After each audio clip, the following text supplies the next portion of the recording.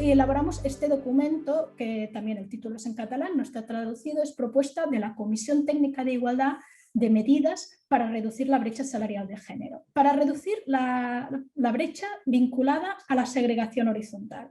Por ejemplo, ¿qué se ha hecho?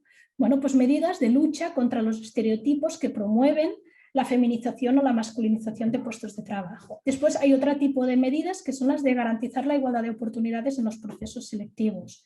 Aunque tengamos procesos selectivos muy regulados por la normativa vigente, siempre quedan resquicios para los prejuicios, siempre. Y por último, por ejemplo, se han hecho medidas de acción positivas. Directamente se ha establecido una cuota de mujeres, del 40% de mujeres en la última promoción de agentes de la Guardia Urbana. Es decir, en el último proceso selectivo de agentes se ha decidido que el 40% tienen que ser mujeres. ¿Vinculado con la segregación vertical? Bueno, hay otro tipo de medidas. Por ejemplo, creación de nuevas oportunidades de movilidad vertical y horizontal. A continuación, para reducir la brecha vinculada a la política retributiva. Es eso lo que decíamos, el otro factor, el de la valoración de puestos de trabajo. Pues bueno, vamos a hacer o estamos trabajando una valoración de puestos de trabajo con perspectiva de género. Y esto es, ¿qué factores valoraremos? ¿Qué factores vamos a decidir que son los que se valoran para determinar la valoración de un puesto de trabajo? Esta decisión de qué factores, con perspectiva de género, ya es el punto de partida. Y a partir de aquí, ¿cómo los ponderamos? ¿Cómo ponderamos la responsabilidad? ¿Cómo ponderamos la gestión de equipos? ¿Cómo ponderamos, por ejemplo, la capacidad de planificación estratégica? Es igual. Es decir, los distintos factores de valoración, cómo los ponderamos, y en esa ponderación también cómo incorporamos la perspectiva de género.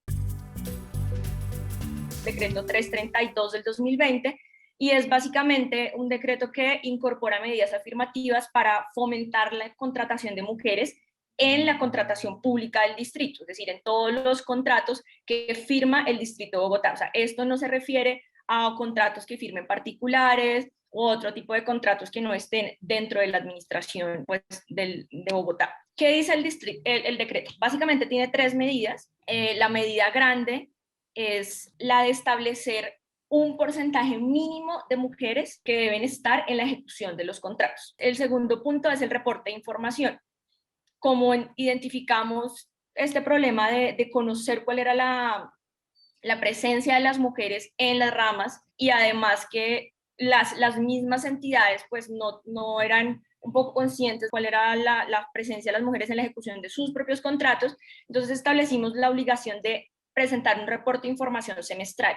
En ese reporte de información, básicamente lo que esperamos es que las entidades nos detallen cómo han aplicado el decreto. Y dos temas importantes que también deben exigirse a los contratistas, que son una cláusula en la que tengan la obligación de prevenir el abuso, el acoso sexual y las demás violencias basadas en género en el marco de la ejecución del contrato. Básicamente los retos que hemos identificado son, uno, la socialización del decreto, y es cómo llegamos no solamente a las entidades, sino también a todas las demás, pues los demás interesados o afectados dentro de toda la cadena, que son los gremios, entendidos como la agrupación de empresas, pero también los contratistas individuales y las mujeres que esperamos que sean contratadas por esos contratistas. El seguimiento desde cada entidad, como les contaba, la entidad debe presentar un informe, y entendemos que hay entidades que tienen una gran contratación y eso implica que tengan que producir muchísima información, y el decreto prevé que nosotros desde la Secretaría de la Mujer analicemos esa información y la procesemos. Entonces también para nosotros y es el tercer reto, pues algo que se debe pensar, porque nosotros, digamos, no es nuestra área de especialidad de la Secretaría, y además contamos con unas personas pues limitadas para poder atender este tema. Y finalmente, la estrategia de superación de barreras, porque no es solamente que salga el decreto, lo conozcan, reporten la información, sino que efectivamente las entidades puedan pensarse estrategias robustas para superar las barreras y pues ojalá alcanzar los porcentajes o llegar más allá. Este diagnóstico que les estoy presentando, que hicimos con datos del 2017, un poco lo que revela es lo que planteaban antes, esta idea, si bien existe este mito de que no existe brecha salarial en la función pública, eso es en parte verdad, en parte por lo que decían, o sea, si bien están generizadas las valoraciones económicas de los trabajos, sí es verdad que los salarios están estandarizados.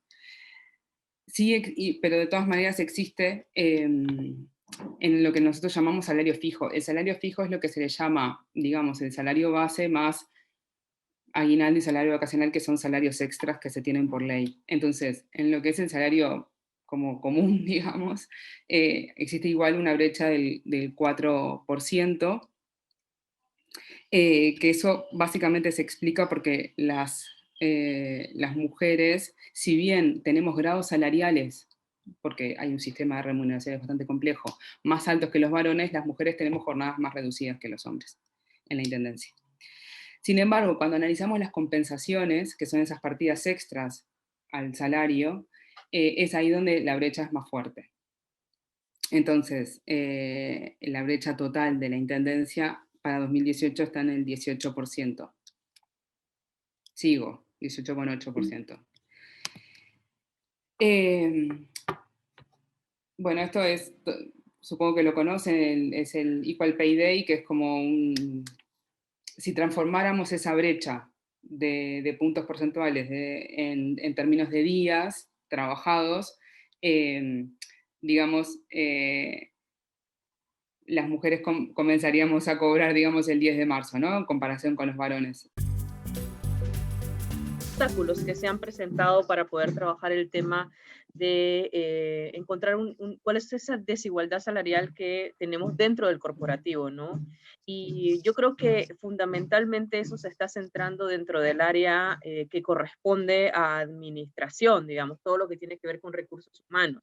Eso es fundamental tenerlo ahí presente porque es de donde nosotras hemos identificado que tenemos la gran digamos, esos obstáculos que no nos permiten avanzar hacia poder hacer un diagnóstico, que no es ni siquiera la creación de una norma, ¿no?